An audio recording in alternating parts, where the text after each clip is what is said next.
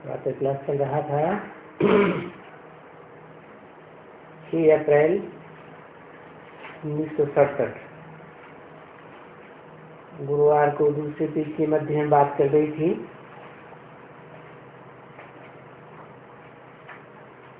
कि तुम बच्चे चाहो तो शांति धाम के मालिक बन सकते हो, चाहो तो सुख धाम के मालिक बन सकते हो, चाहे तो दोनों के मालिक बन सकते हो।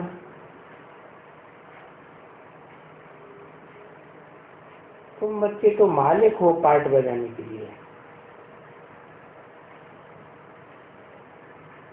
अभी घर छोड़ करके यहाँ आते हो पार्ट बजाने के लिए।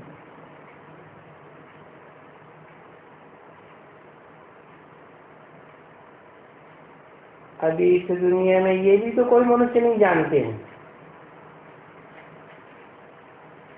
कि दुनिया एक रंगमंच है। हम रंगमंच पर पार्ट बजाने वाले पार्टधारी हैं, हम आत्मा हैं। आत्मा पार्ट बजाती है। इस रंगमंच पर भांति भांति के चोले बदल कर जन्म जन्मांतर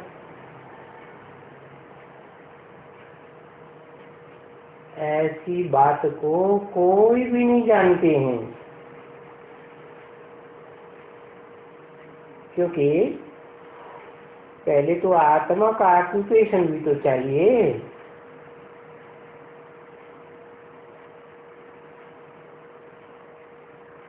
बच्ची, आत्मा कैसी है?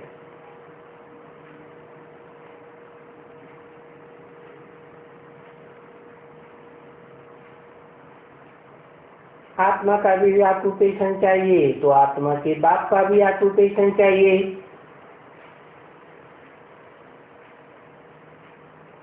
तो मुख्य पहली बात है ये रियलाइज करना आत्मा को।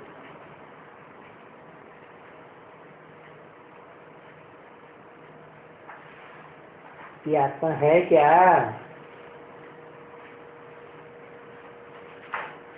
तो तुमको आगे कोई मालूम था कि हमारी आत्मा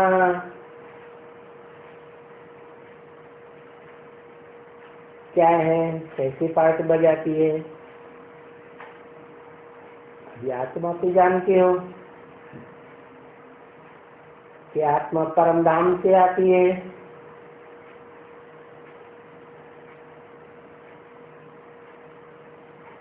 परम धाम का मतलब ही है परे से परे धाम, ऊंचे से ऊंचा धाम, जहाँ ऊंचे से ऊंचे बाप रहता है। बाप का घर है ना।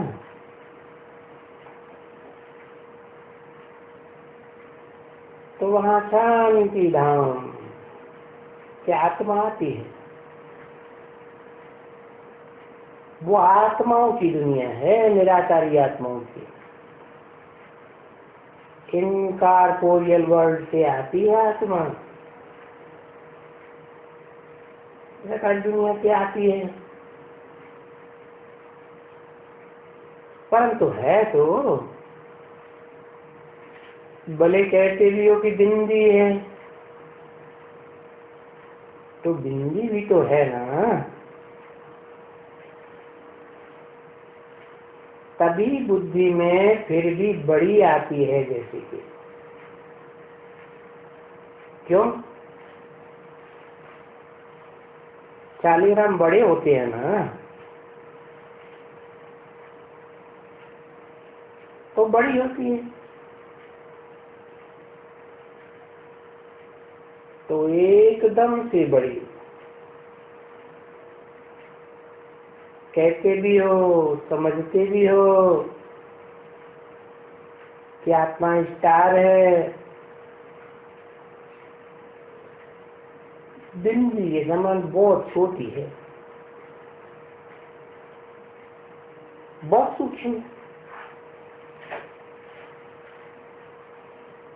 फिर भी जब मंदिरों में जाकर के शालिग्राम को देखते हो तो तुम्हारी बुद्धि में आता है कि शायद आत्मा अंगुष्ठा मिसल हो, जैसे शालिग्राम भी अंगुष्ठा मिसल होते हैं। तो वो चीज देखी जाती है ना,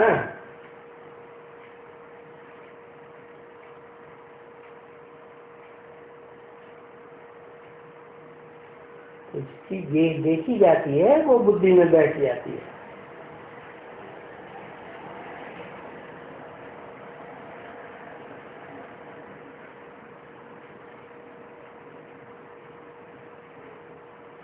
क्या बुद्धि में बैठ जाती है कि आत्मा शालिग्राम है।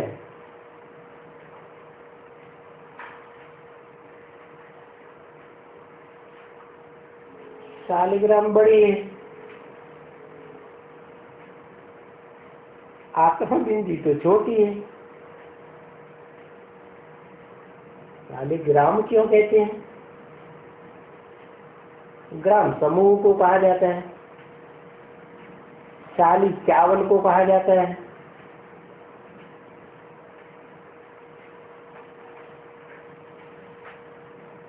चावल जैसी आत्मा जिसका देवान का छिलका उतर गया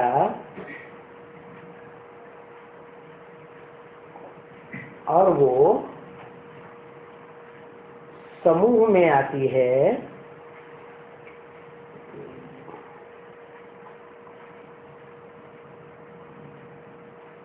तो एक दूसरे का संग का रंग लगता है, बड़ा देवान का रूप धारण कर लेती। तो देखो बैठ जाती है ना बुद्धि में कि शालिग्राम बड़ी है, चित्र देखा है। तो जब बैठ करके यज्ञ करते हैं तो भी वो शालिग्राम जितने बड़े बनाते हैं आत्मा को।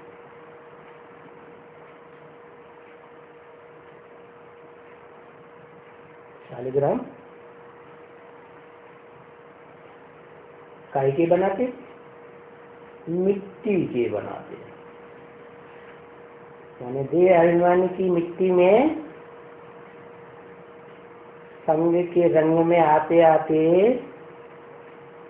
बिंदी से बढ़ करके बड़े हो गए।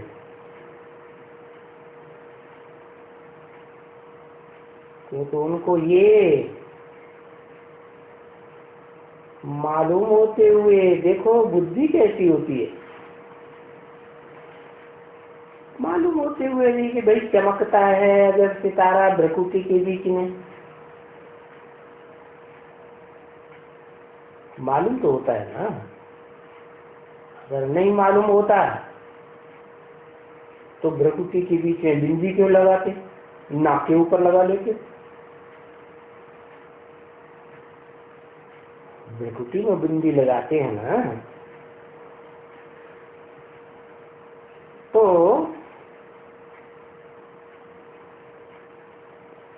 आत्मा इतनी छोटी है कि इन आंखों से देखी भी नहीं जा सकती। इतनी छोटी चीज है, बहुत छोटी। ये गीता में कहा है कि अणु से भी अणु, जैसे अणु को यंत्र से देखते हैं तो देखने में आता है, नहीं तो अणु इतनी छोटी चीज जिससे अणु बम बनता है तो उसमें ताकत ज्यादा आ जाती है ना।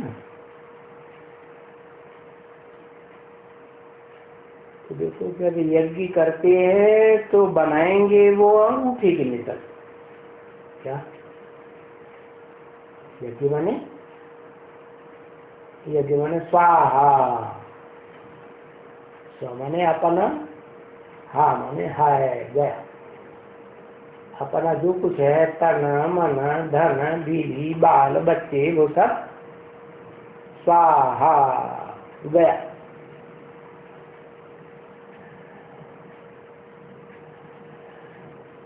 तो देखो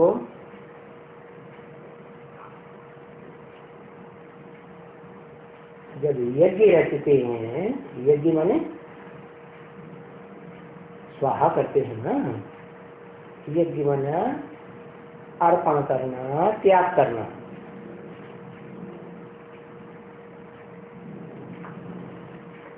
तब बनाएंगे अंगुष्ठे में कर, माना बड़ा रूप धारण करेंगे तभी तो त्याग करेंगे। छोटी बिंदी मिसल आत्मा है तो कुछ है ही नहीं, त्याग क्या करेंगे? तो जब यज्ञ रचते हैं तो बनाते हैं अंगुष्ठी में, बड़ा रूप बना देते हैं। तो वो बात शास्त्रों में लिखी हुई है कि अविनाशी रुद्र ज्ञानी यज्ञ रचा, तो उसने इस यज्ञ में सारी दुनिया स्वाहा। अब देखो शास्त्र में लिखा हुआ भी कहते हैं, मुख से भी फिर कहते हैं कि स्टार है, सितारा है।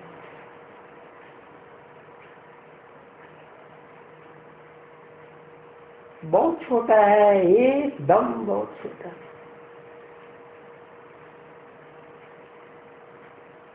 जिस आत्मा को, स्टार को दिव्य दृष्टि बगैर देखा ही नहीं जा सकता।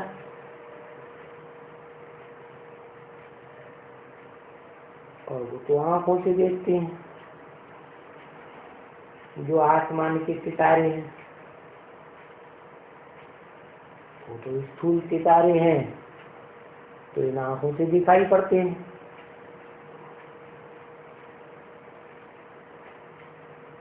और वो जो यज्ञ में बनाते हैं शालिग्राम, वो भी आंखों से देखते हैं, बनाते हैं ना। है देहमान की मिट्टी से बनाए गए, फूल की पूजा करते हैं, है ना। छोटे रूप की पूजा नहीं कर सकते, लेकिन जब वो बड़ा रूप धारण करते हैं तो उनकी पूजा करते हैं। तो जो पूजा करते हैं तो उनकी बुद्धि में वो ही शालिग्राम रहते हैं बड़े,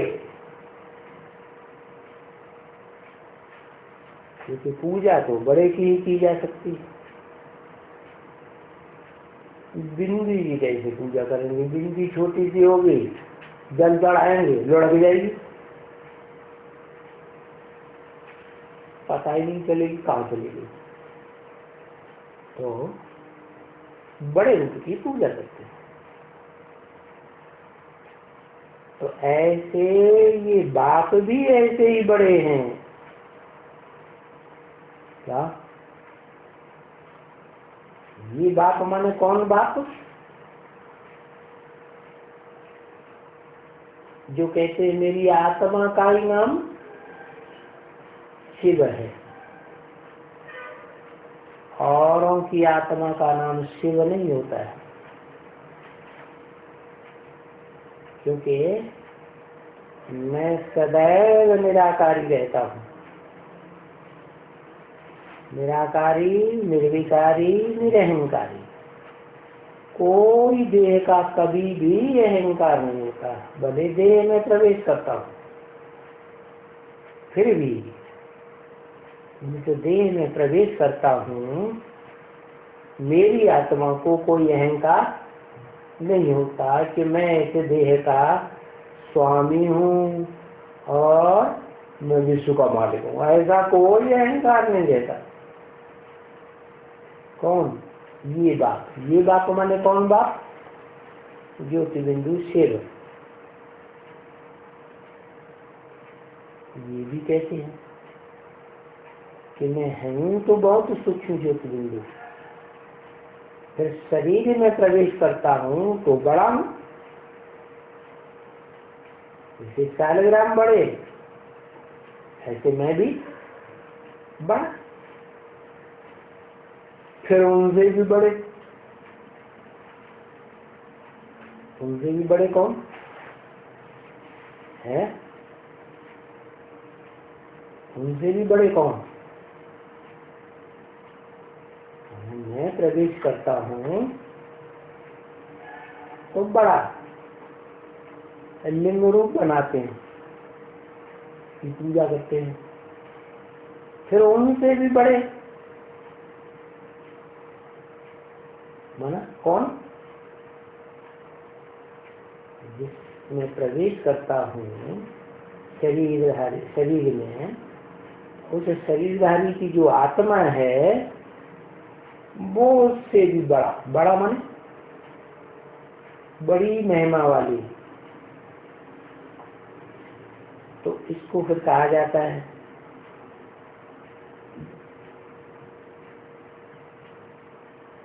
अज्ञान। क्या है? तो ओरिजिनली हम ज्योतिबिंदु आत्मा अति सूक्ष्म, जिसमें देह का नाम निशान नहीं, फिर समझ लेते हैं हम बड़े हैं, तो ये हुआ अज्ञान। सारा अज्ञान, बात कहते देखो ये अज्ञान है ना बच्ची, क्या कि हम ओरिजिनल हैं? क्या अति सूक्ष्म ज्योतिबिंदु आत्मा। फिर समझते हैं क्या देह अहंकार में आकर के, मैं राजा हूँ, मैं मिनिस्टर हूँ, मैं राष्ट्रपति हूँ, मैं बड़ा अधिकारी हूँ।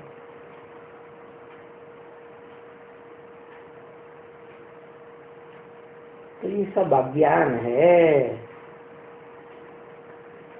जो अज्ञान है वो ये कहते हैं मैं बड़ा हूँ अहंकार में आकर के,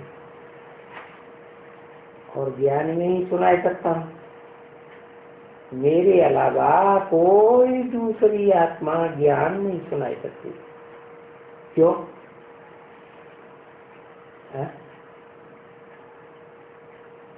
जिसमें प्रवेश करता हूँ वो ज्ञान नहीं सुना सकती आत्मा।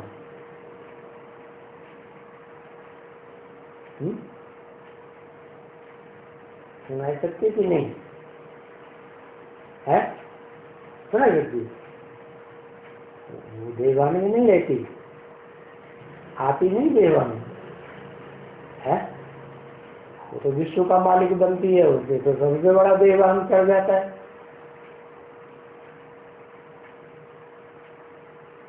तो जो देह के भान में रहता है वो तो अज्ञानी है, अपने असली स्वरूप को क्या हुआ भूल गया, तो अज्ञानी हुआ। मैं ज्ञान समझ सकता हूँ, मैं अज्ञानी कभी नहीं बनता, सदा सेव कहा जाता है, सदा कल्याणकारी। जो देवान आता है तो अकल्याणकारी बनते हैं। क्या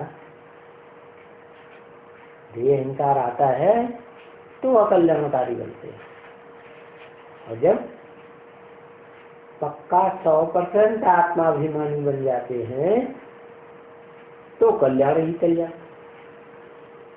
परंतु मैं जिसमें प्रवेश करता हूँ मुकर्रर रूप से, उसी को संग का रंग लगा करके आप समान सदा काल के लिए संगम में निराकारी बना देता हूँ।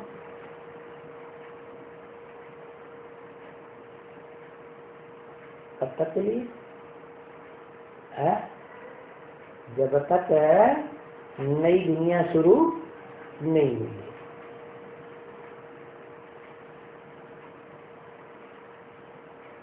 तो मेरे सिवाय और कोई को ज्ञान का पता नहीं। ज्ञान माने जानकारी, काय की जानकारी? सच्चाई की जानकारी। इससे सृष्टि की सच्चाई क्या है?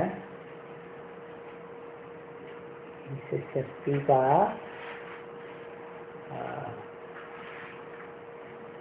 लंबाई क्या है, एज क्या है? इस सृष्टि में कितनी आत्माएं पार्ट बजाने वाली,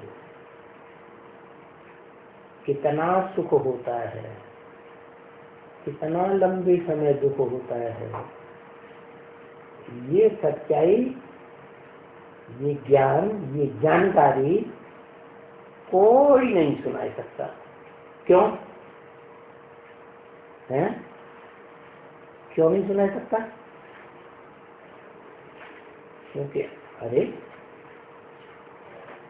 क्योंकि और आत्माएं सब जन्म मरण के चक्र में आने वाली है, और मैं गर्भ से जन्म लेता ही नहीं, जन्म मरण के चक्र में आता ही नहीं। मैं तो अकर्ता हूँ, अभोक्ता हूँ। बाकी सब आत्माएं भोगी। तो जो भोगी आत्माएं हैं वो जन्म मरण के चक्र में आती, तो वो सब भूल जाती। और मैं नहीं भूलता कुछ भी। मुझे सारा सत्य का ज्ञान है। दूसरों को कोई को मालूम ही नहीं है कि सत्य क्या है। मैं कौन हूँ, मेरा बाप कौन है, सत्य क्या है, किसी को कुछ नहीं मालूम। और कोई भी ऐसे नहीं है इस मनुष्य सृष्टि में, कोई भी आत्मा ऐसे नहीं है जो तुमको सुनाई सके, समझाई सके ज्ञान की बातें। सारी दुनिया में कभी भी नहीं समझा सकते। न सतयुग में, न त्रेता में, न द्वापर में, न कलयुग में कोई भी बुद्धि में सच्चाई नहीं है। जन्म जन्मांतर कोई की बुद्धि में सच्चाई नहीं है। सत्य क्या है? क्योंकि परंपरा से अपन जो कोई बात समझाई जाती है, तो जो परंपरा से समझाते आते हैं वो ही समझाते रहते हैं। परंपरा से शास्त्रों की बातें सुनते आए हैं तो शास्त्रों की बातें सुनाते रहते हैं। विचार भी नहीं चलता कि शास्त्र किसने बनाए हैं। जैसे धर्म पिताएं आते हैं तो क्या क्राइस्ट ने बाइबल लिखी? क्या मोहम्मद ने कुरान लिखी है? क्या गुरु नानक ने गुरु ग्रंथ साहब लिखा? सब जानते हैं कि उन धर्म पिताओं ने लिखा पत्ती नहीं की, उन्होंने तो आकर के बरवली मुख से सुना आया।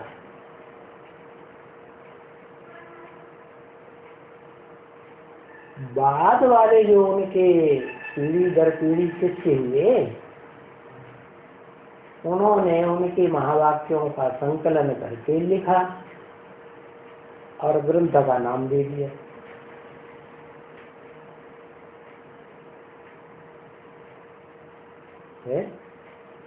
क्राइस्ट के फॉलोअर्स क्रिश्चियंस ने बाइबल का नाम दे दिया, मोहम्मद के फॉलोअर्स ने कुरान का नाम दे दिया। गुरु नानक के फॉलोअर्स ने गुरु ग्रंथ साहब नाम दे दिया।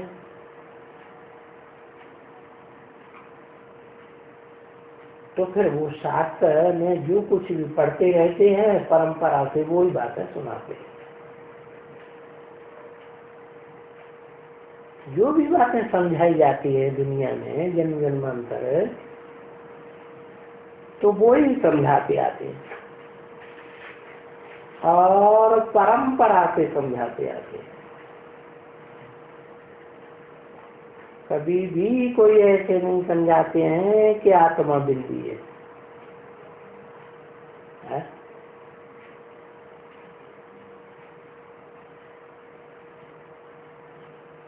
बल गीता में लिखा हुआ है,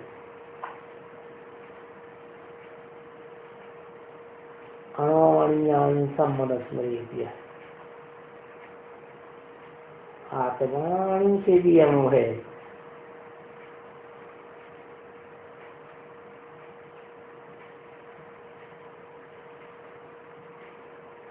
फिर भी कोई नहीं समझाते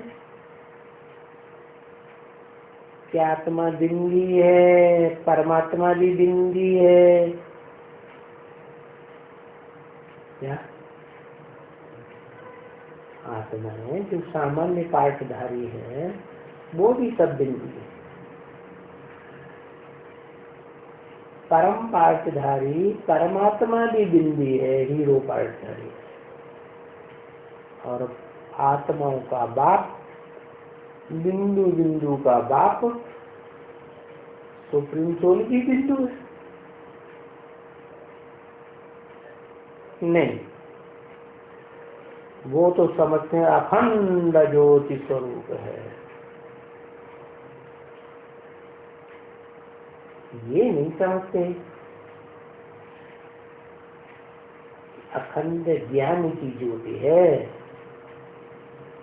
अखंड ज्ञान भरा हुआ है। इतना ज्ञान भरा हुआ है कि शास्त्रों ने गायन भी कर दिया है। सारे जंगल दुनिया में जितने उनकी कलमें बनाओ और सारे समंदर की स्याही बनाओ तो भी वो ज्ञान फूटेगा नहीं। कलमें फूट जाएंगी, स्याही फूट जाएगी, लेकिन जो ईश्वर का दिया हुआ ज्ञान है वो इतना विशाल ज्ञान है कि फूट ही नहीं सकता। शास्त्रों का ज्ञान तो लिमिटेड है, क्योंकि मनुष्य लिमिटेड है। जो भी मनुष्य आत्माएं हैं वो लिमिटेड पार्ट बजाती है। एक जन्म पार्ट बजाया, भला तो दूसरा जन्म बजाया। चलो आत्मा पार्ट बजाती है अनेक जन्म लेकर, तो भी उनकी लिमिट है। क्या भूत भविष्य वर्तमान तीनों कालों को क्रॉस करके कोई पार्ट नहीं बजाती। एक हीरो पार्टधारी है जो भूत भविष्य वर्तमान तीनों को क्रॉस कर जाता है, जिसके मुकर्रर रथ में मैं प्रवेश करता हूँ।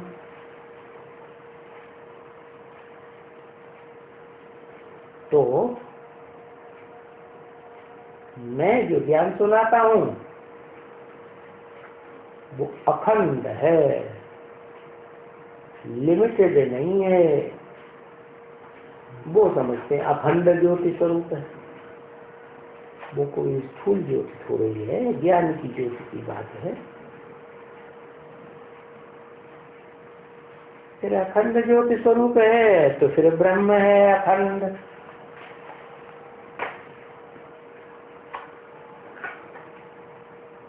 ज्योति स्वरूप अखंड ब्रह्मलोक है, जिसका कहीं आदि अंत नहीं। आकाश का आदि अंत है, पृथ्वी का आदि अंत है, जल वायु ये सब बने हुए हैं। तो फिर उस अखंड ज्योति स्वरूप को जो ब्रह्म है, फिर उसको ब्रह्म कह देते हैं कि वो ब्रह्म ही भगवान है। हाँ? जो रहने का स्थान है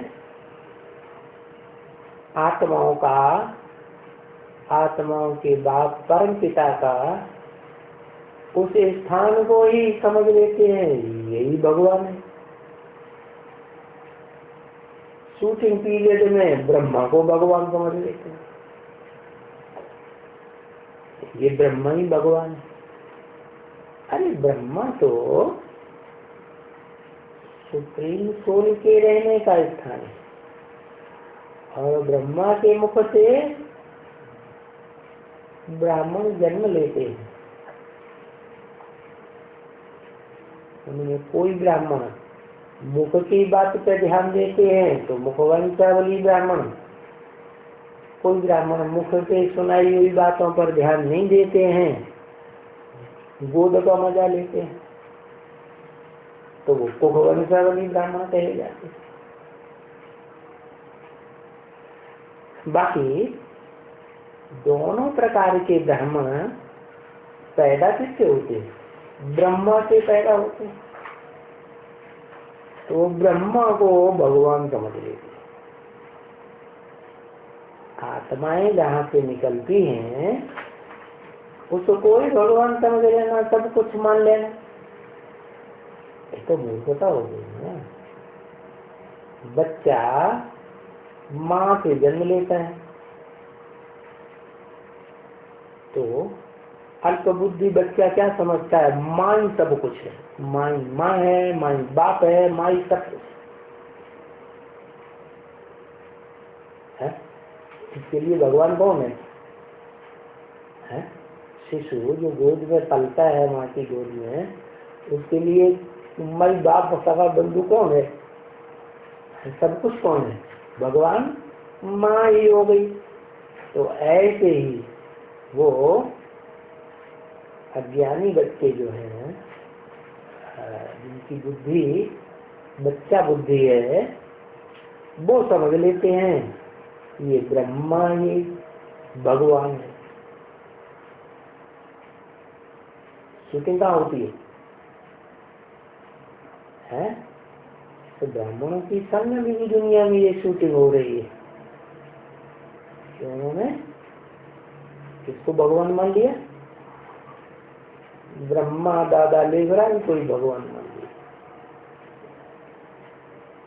तो न मालूम होने से वो भगवान हो गए।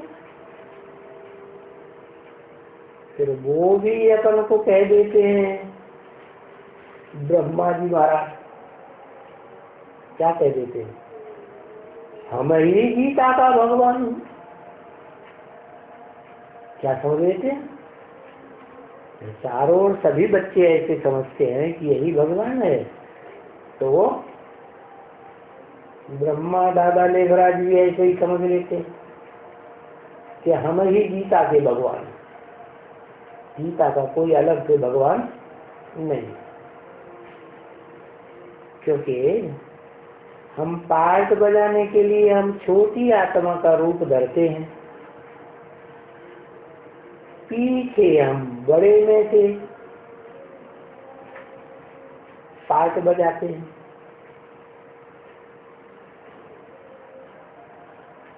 बड़े रूप में लीन हो जाते हैं, ब्रह्मलोक में लीन हो जाते हैं। तो फिर बड़े में से लीन हो जाते हैं। क्या वास्तव में दादा लेखराज ब्रह्मा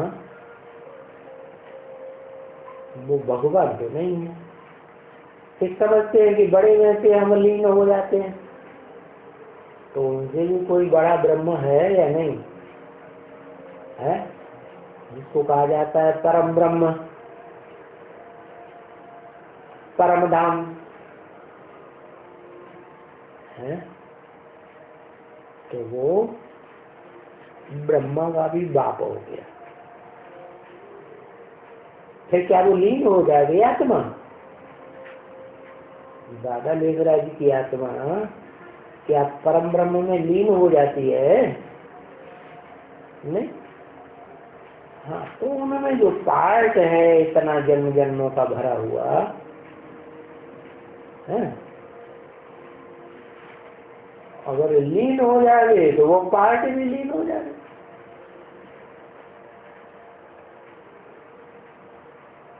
तो देखो कितना रंग हो जाता है।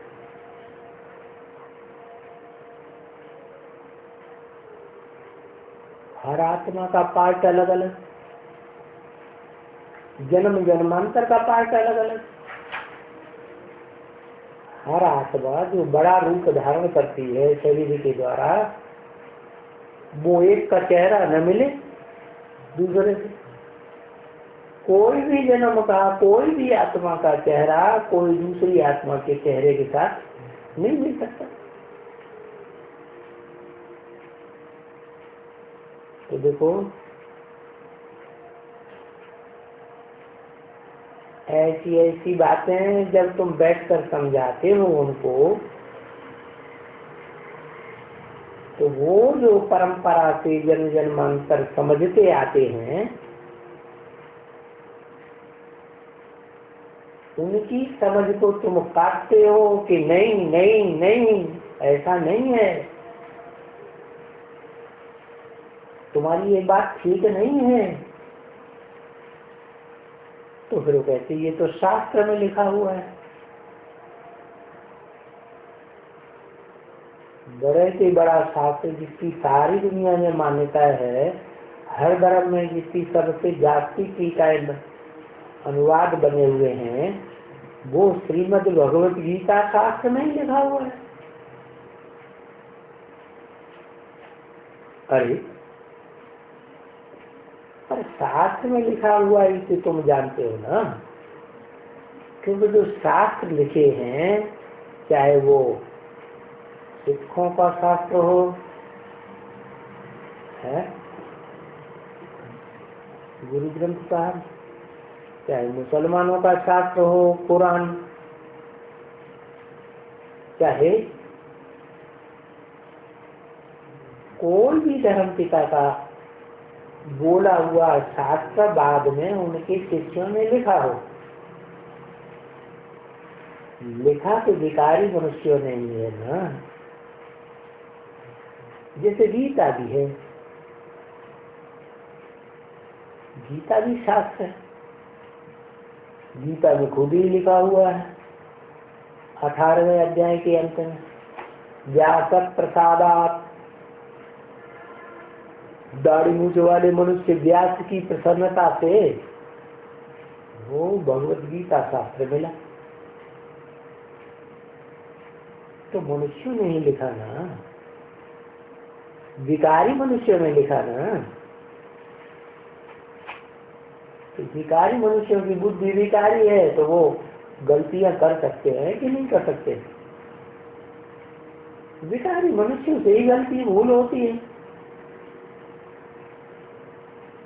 तो ऐसे बोलो कि शास्त्र मनुष्यों के लिखे हुए हैं, जैसे कोई धर्म पिताए शास्त्र लिखते नहीं है, ऐसे वो ऊंच से ऊंच अव्वल नंबर का धर्म पिता वो भी शास्त्र लिखता नहीं है।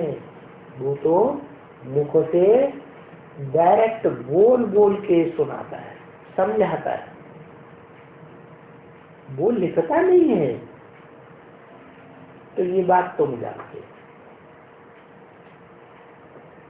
हम तो अभी शास्त्रों में जो जानते थे वो तो हमने तो छोड़ दिया। क्या पहले हम भी शास्त्र पढ़ते थे,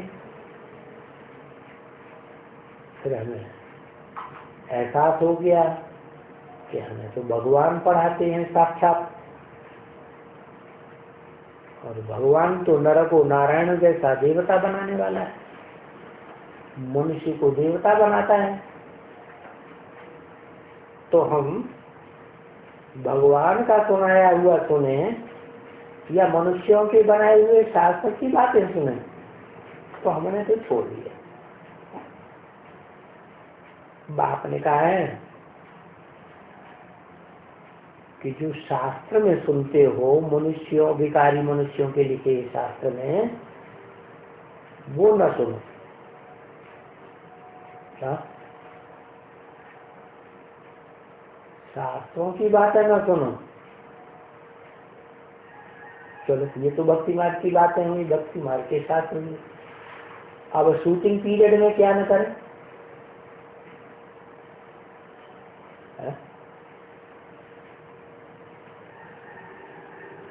शूटिंग पीरियड में इसकी शूटिंग कैसे होती है?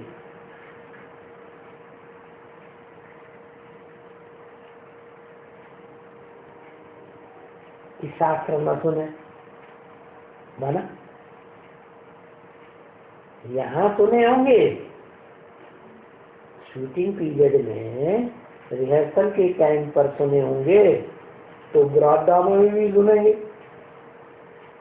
मनुष्यों के बनाई हुई शास्त्र। यहाँ रिहर्सल के टाइम पर नहीं सुनेंगे तो ब्रॉडा में सुनेंगे? नहीं सुनेंगे। तो यहाँ कैसे सुनते हैं? है? कैसे सुनते हैं?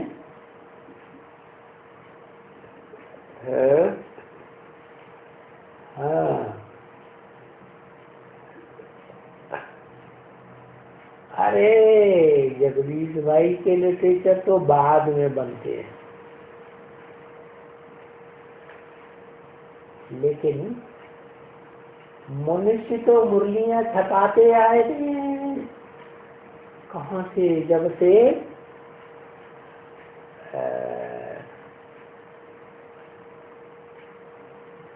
50-51 से ही छपाते आए। दिल्ली में सेंटर खोला, ब्रह्मा कुमारियों को इधर उधर भेजा दिया सेवा करने के लिए, तो उनको पढ़ने के लिए कापियां चाहिए, तो दे दी छपा। तो मनुष्यों ने छपाई या वो भगवान ने छपाई? छपाते समय गलतियां कर सकते हैं कि नहीं? तो उसमें मिक्स हो गया। जैसे दूध के भरे हुए घड़े में एक बूंद सांप का विष डाल दो, तो क्या हो जाएगा? सारा विष हो जाएगा। ऐसे ही वो सारा विषैला हो गया। अरे हमको तो डायरेक्ट भगवान बाप मिला है, तो डायरेक्ट सन्मुख बैठ सुने ना है। दूसरों की लिखा पट्टी का क्यों सुने?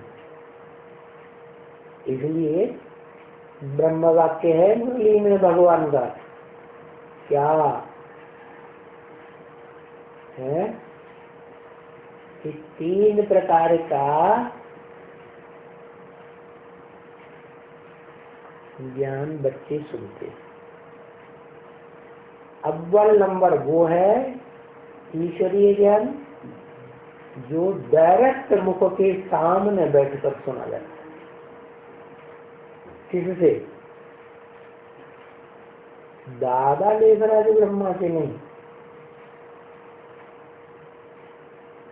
वो कोई ब्रह्मा भगवान नहीं है। क्यों? भगवान तो क्या करता है? नरक को क्या करता है? स्वर्ग बनाता है। दुखी दुनिया को क्या बना देता है? सुखी दुनिया बना देता है। और ये शास्त्रों से तो सुखी दुनिया बनी नहीं, शास्त्र पढ़ते आए और ही दुख बढ़ता चला गया। तो भगवान जो डायरेक्ट मुख से सुनाते हैं जिन बच्चों को, वो ही बच्चे उसी जन्म में सुख की दुनिया में जाते हैं। क्या? उसी जन्म में सुख की दुनिया में जाते हैं जिन बच्चों के सन्मुख भगवान बाप आकर साक्षात सामने बैठकर सुना। वो है फर्स्ट क्लास भगवान की सुनाई हुई मुरली वाणी। बाकी टैप रिकॉर्डर में सुनते हैं, वो भी ज्यों का त्यों सुनाता है, जैसा बोला वैसी वाणी आती है, लेकिन उसमें वाइब्रेशन तो नहीं होते। क्या सुनाने वाला का वाइब्रेशन होता है? टैप रिकॉर्डर में नहीं होता। सुनाने वाला सन्मुख को सुनाएगा तो हाव भाव दिखाएगा ना, है? हाथ पांव चला के कुछ एक्टिंग करता है कि नहीं? वो भी नहीं होगा टैप रिकॉर्डर में। और भगवान सुनाता है तो भगवान की दृष्टि से तो सृष्टि सुधरती है, तो टैप रिकॉर्डर में वो दृष्टि भी नहीं है। कोई कोई हम टैप रिकॉर्डर से नहीं सुनते, हम तो टीवी से सुनते हैं। तो टीवी में भी जो चित्र है वो चैतन्य है या जड़ है? जड़ चित्र है। उसकी दृष्टि से सृष्टि कैसे सुधरेगी? तो क्यों क्यों सुनाता है टैप रिकॉर्डर, टीवी भी? तो सेकंड क्लास तो कह सकते हैं, लेकिन वो बात नहीं है जो डायरेक्ट सुनते हैं। अब तीसरा है कागज में लिखी हुई, कागज पे छपाई हुई, जैसे शास्त्र पढ़ते हैं, शास्त्र कागज में छपे हुए हैं ना, भले भोज पत्र पर लिखते हो, तो वो है थर्ड क्लास। उसे पढ़ करके तो नीचे ही नीचे गिरेंगे। तो सुप्रीम सोल बाप ने कहा है जो शास्त्र में सुनते हो वो मत सुनो। क्या? तो यहाँ शूटिंग कैसे करें? हैं? हैं? यहाँ शास्त्र कौन से हैं?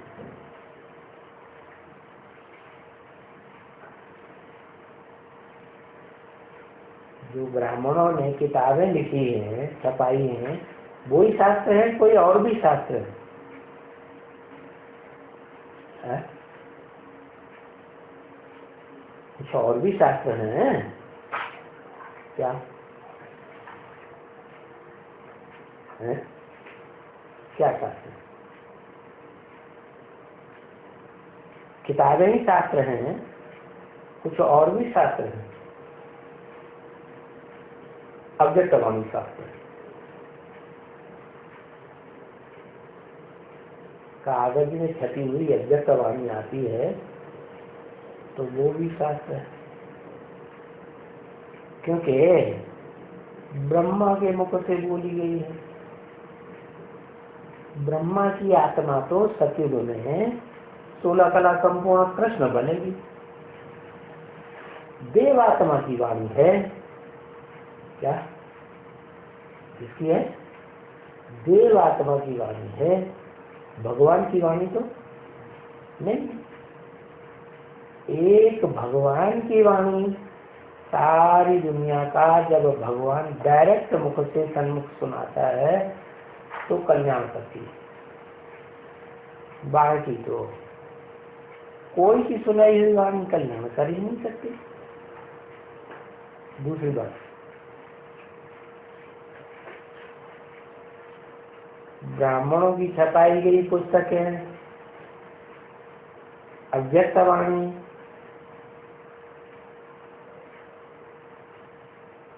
भगवान का ज्ञान नहीं। अव्यक्तवाणी देवता देवात्मा के द्वारा सुनाई गई, वो तो धारणा की वाणी नहीं सुनाएगी। देवात्मा, देवात्मा में ज्ञान होता है? देवात्मा बुद्धू होते, तो वो वाणी भी कल्याण नहीं कर सकती। कल्याण करने के लिए तो डायरेक्ट सुप्रीम सोल जब ऐसे मुकर्रर रथ से पार्ट बजाए जिस रथ के द्वारा नरक को स्वर्ग बनाने का प्रैक्टिकल में कार्य संपन्न करे, नरक की दुनिया के बीच स्वर्ग का नजारा बनाए, जिसे अंग्रेज लोग कहते हैं पैराडाइज, हिंदी लोग कहते हैं बैकुंठ। तो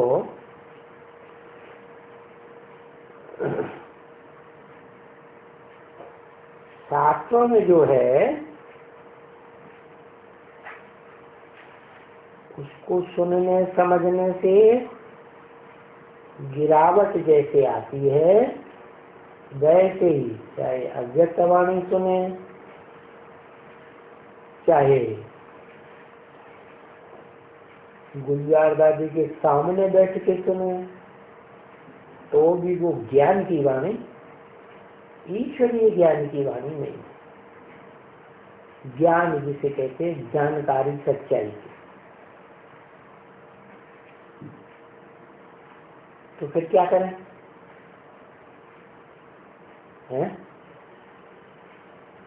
शास्त्र नहीं पढ़ना है, शास्त्र से दुर्गति होती है, तो हम सन्मुख ही भगवान को पहचाने।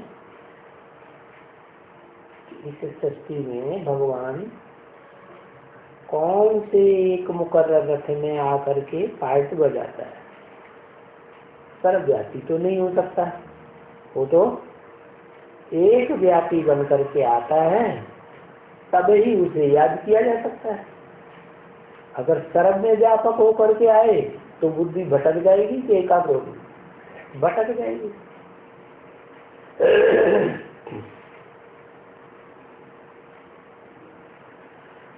तो बाप ने कहा है कि शास्त्र में जो तुम सुनते हो वो मत सुनो, उसमें मिक्सचरिटी हो जाती है। क्या? मिक्सचरिटी वाली चीज, डुप्लीकेट चीज, वो मत सुनो, वो ईविल है। क्या क्या है? शैतान है, शैतानियत उसमें भरी हुई है। तो छपाने वाले हैं ना, उन्होंने अपने स्वार्थ के आधार पर कुछ भी छपा दिया होगा, उल्टा पलटा कर देते हैं। वो ईविल है, तो हियर नो ईविल। कोई ईविल शास्त्रों को मत सुनो। तीनों ईविल शास्त्रों में जो चित्र दिए हुए हैं, वो चित्र भी उनमें कुछ न कुछ डिफेक्ट जरूर होगा। तो भगवान आकर के जो साक्षात्कार से चित्र तैयार कराते हैं, उनको भले देखो। ये बातें जो चित्र बनाते हैं शास्त्रों में, कागज पे प्रिंट कराते हैं, पुस्तकें बनाते हैं, ग्रंथ बनाते हैं, ये सब भक्ति मार्ग की चीजें। मानो ब्रॉड ड्रामा में 2500 साल भक्ति चलती है, तो यहाँ शूटिंग होती है या नहीं होती है? कब से कब तक शूटिंग होती है, रिहर्सल होती है?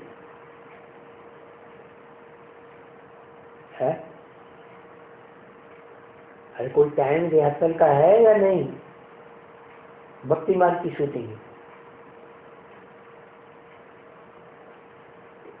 तब तक रिहर्सल होती है जब तक ज्ञानसूरी के रूप में पार्ट बजाने वाले को नहीं पहचाना है। जो प्रैक्टिकल पार्ट बजाता है किसी मुकर्रर रथ में,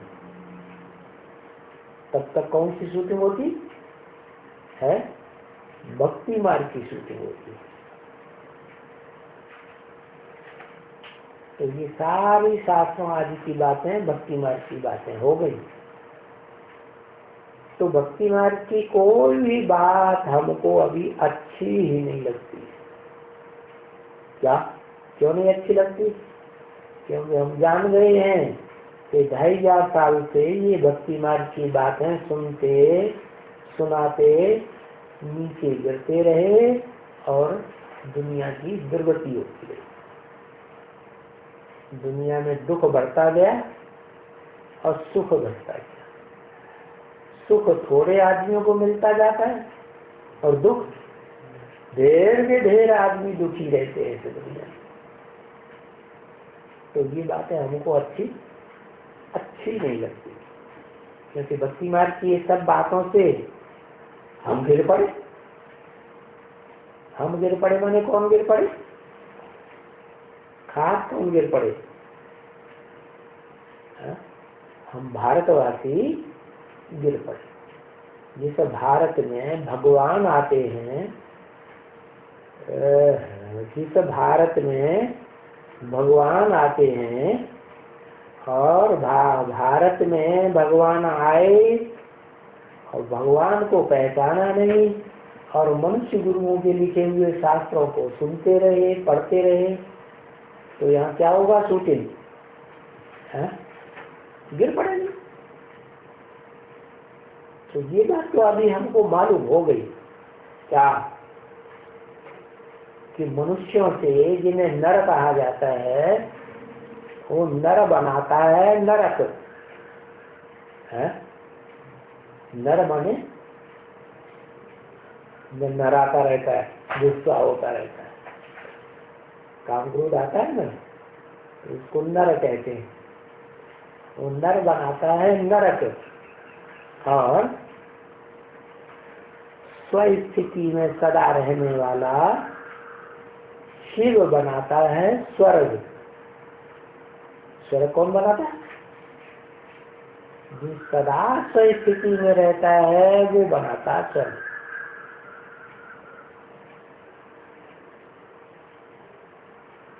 साकार में आकर स्वस्थिति में रहता है तो बनाने वाला करता हुआ।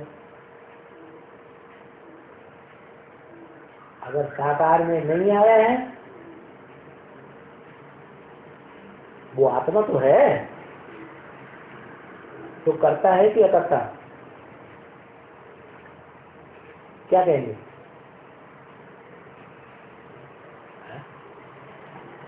करने वाला है या न करने वाला है? देखो, करता है कि अकर्ता?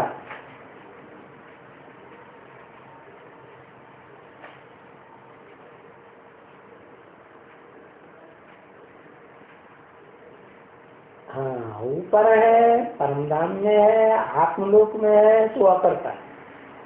साकार सृष्टि में आया, मुकर्रर रथ में आया और आ करके जैसे बच्चा संसार में प्रत्यक्षता रूपी जन्म लेता है, तो वो इस संसार में आकर के प्रत्यक्षता रूपी जन्म लेता है, जिसकी यादगार महाशिवरात्रि मनाते हैं। तो फिर वो करता है, क्या करता है? नरक को स्वर्ग बनाएगी।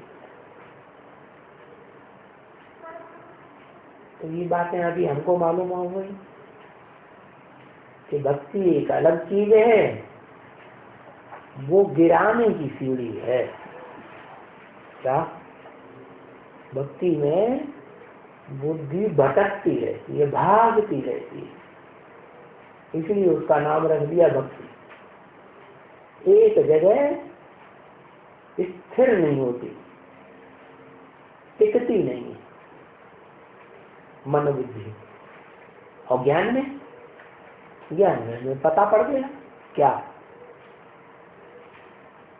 बुद्धि को, मन को कहाँ टिकाना है? अनेकों में टिकाना है या एक में टिकाना है? एक को याद करना है या अनेकों को याद करना? लक्ष्मी नारायण दोनों को याद करना तो नहीं चलेगा, है? नहीं चलेगा। यहाँ हमको पता पड़ता है कि साकार में जो साकार मुकर्रर रथ है, उस मुकर्रर रथ में आए हुए निराकार को याद करना।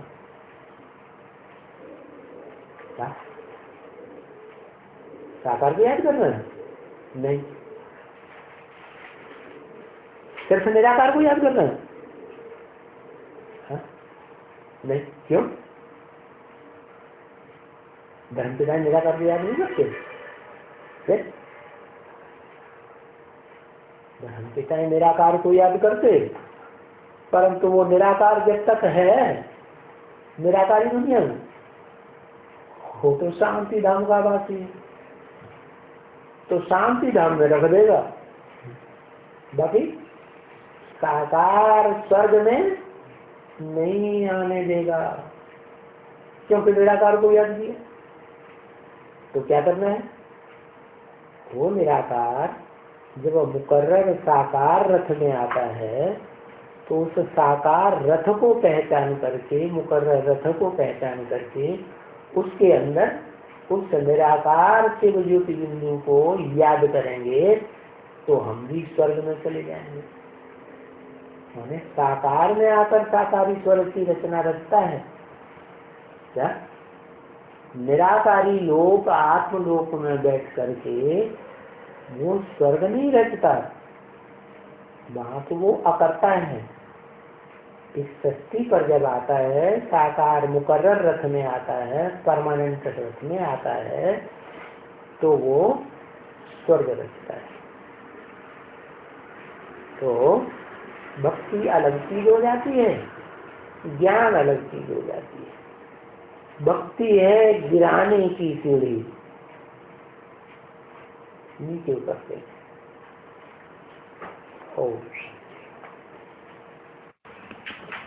बाबा शास्त्रों को नहीं पढ़ना ये बताया ना। तो अव्यक्त वाणी जो छप कर आती है वो भी मतलब शास्त्र पढ़ने निश्चय करते नहीं है वो लोग? करते हैं, छपाते हैं तो उसमें से अल्टरनेशन कर देते हैं कि नहीं? ढेर सारे कर देते हैं। फिर?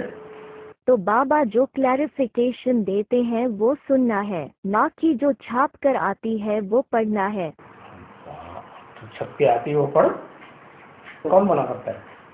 वो तो शास्त्रों को पढ़ने जैसे हो गया ना। तो काहे के लिए पूछते हैं?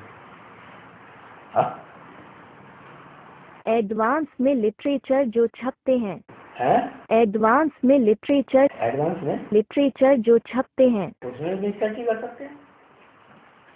वो शास्त्र नहीं हो गया? तो क्या करना है?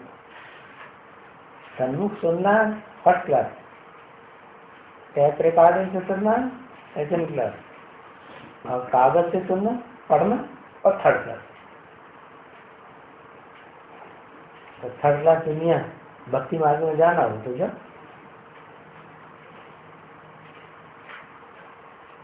सेकंड क्लास स्वर्ग में आना हो,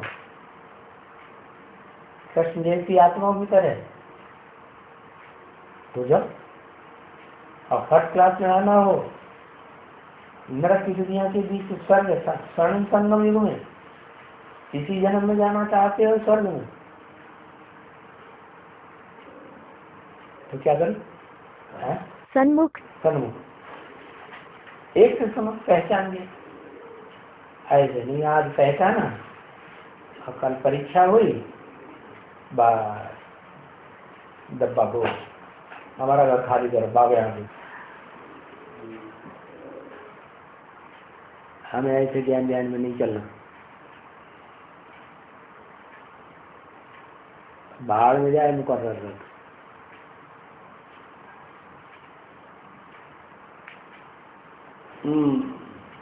न्यूज़पेपर है? न्यूज़पेपर पढ़ना है या नहीं? सेवा के लिए पढ़ना है, हम कोई अपने लिए थोड़ी पढ़ रहे हैं। न्यूज़पेपर अपने लिए पढ़ते हैं, फिर न्यूज़पेपर पढ़ के उसको टैली करके बताऊंगा कि देखो दुनिया खास भारत में नरेंद्र मोदी का राज ही चल रहा है, तो हद का नरेंद्र मोदी है। इसमें तो भारतवासियों की वो बुद्धि को मोड़ा है, तो मोड़ी नाम हो गया है। शिव बाबा तो विश्व का मालिक बनता है, तो सारे विश्व की बुद्धि को मोड़ देगा।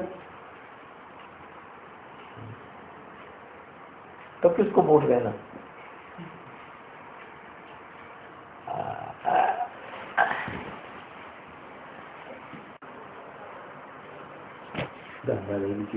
वाह वाह भैया, बहुत बढ़िया बात बताए। खिचड़ी खाओ, इनकी जाके खिचड़ी खाओ, गंदा थोड़ी छोड़ दो। मौका निकालो संदेश सुनने का।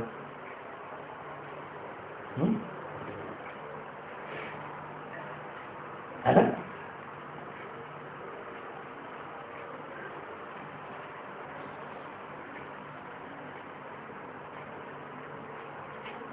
सबको कहाँ, सबको कैसे मिलेगा सुनने के लिए? सुनने कोई देखने वाला। माना अंत में 4.5 लाख एक ही जगह बैठकर सुनेंगे। 4.5 लाख, 500, 550, 700, 750 करोड़ को भी सुनना पड़ेगा। सन्मुख नहीं लेगा तो टीवी में बैठ करके सुनेंगे। सेकंड क्लास तो माल मिले, डायरेक्ट लाइव आ जाएगा। हाँ।